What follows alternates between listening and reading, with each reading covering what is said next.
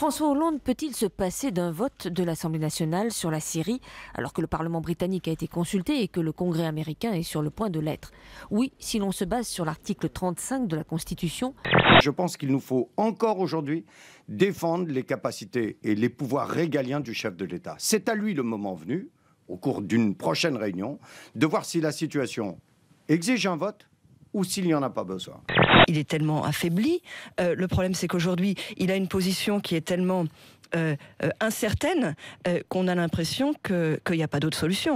Alors les Anglais auront voté, les Allemands vont voter, les Nord-Américains vont voter. Le seul pays où on ne vote pas et où une personne toute seule décide, c'est nous, les Français. Le président de la République et le chef des armées. Il n'est pas le monarque qui décide de la guerre. Je ne voudrais pas que les mêmes qui recevaient M. Assad sur les Champs-Élysées le 14 juillet montrent aujourd'hui un esprit munichois face à ces atrocités. On est dans une période de confusion totale parce qu'il y a même des bruits qui sortent de la Maison-Blanche, ou en tout cas des États-Unis, qui expliquent que si par hasard le Congrès votait non, peut-être que Obama prendrait la responsabilité sur lui, malgré tout, d'engager le feu. Vous voyez la confusion dans laquelle on se trouve. Assis à son bureau, entouré de ses collaborateurs, le président de la République est avec Barack Obama, nous dit-on.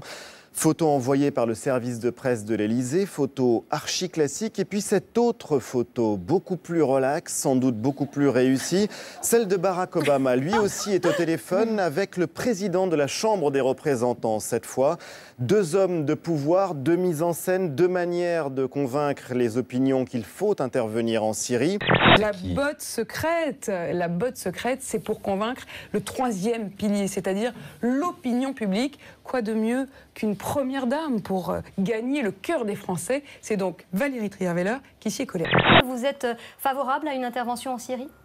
J'ai pas d'avis personnel là-dessus. Je suis comme sans doute toutes les mères. Je trouve qu'on ne peut pas accepter l'inacceptable. Moi, quand j'ai vu ces corps d'enfants alignés par dizaines, les uns contre les autres, oui, j'ai exprimé mon émotion et je continuerai à le faire.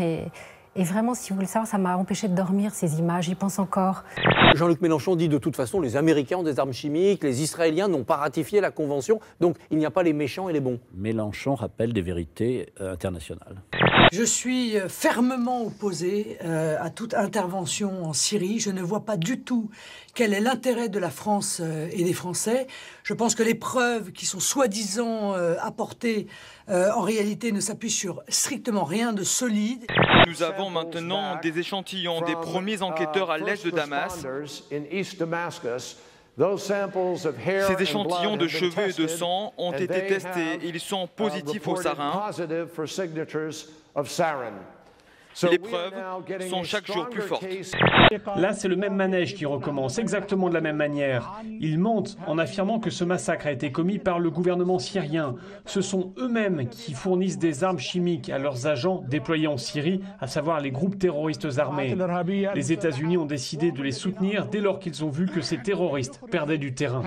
Les renseignements que l'on m'a donnés et que je pense le Premier ministre va donner aux représentants de la nation cet après-midi, et qui convergent, ce sont les nôtres, ce sont ceux des Américains, montrent que, l'attaque chimique a eu lieu et qu'elle ne peut venir que du régime.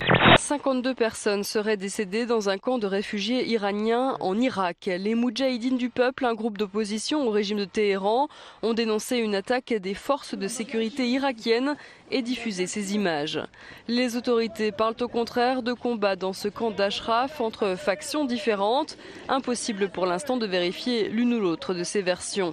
Il y a des preuves qui ont été rassemblées par la France comme par des pays alliés de ce que le massacre du 21 août a bien été commis avec des armes chimiques, que les tirs, la provenance de ces bombardements est bien du côté du régime de Bachar el-Assad, que sa responsabilité à ce régime est entière et totale dans Al-Nusra, Al-Qaïda et les autres groupes terroristes disent être capables de fabriquer des armes chimiques. La Turquie a démantelé un réseau terroriste qui était en possession de 2 kilos de produits chimiques en provenance de Libye. Le gouvernement irakien a également arrêté des gens qui étaient sur le point de fabriquer des armes chimiques. Tout ceci est de notoriété publique. Cette vidéo qui a été tournée dans le sud de l'Angleterre, il s'agit d'un Dust Devil, un diable de poussière ou tourbillon de poussière si l'on traduit. Ce tourbillon est si puissant qu'il aspire des bottes de paille à plusieurs centaines de mètres de hauteur. Une tornade impressionnante. Cette tornade a fait au moins 27 blessés ce matin dans la banlieue de Tokyo. Maisons détruites, voitures retournées. En quelques secondes à peine, le vent a tout balayé sur son passage. 30 000 foyers sont pour l'instant privés d'électricité.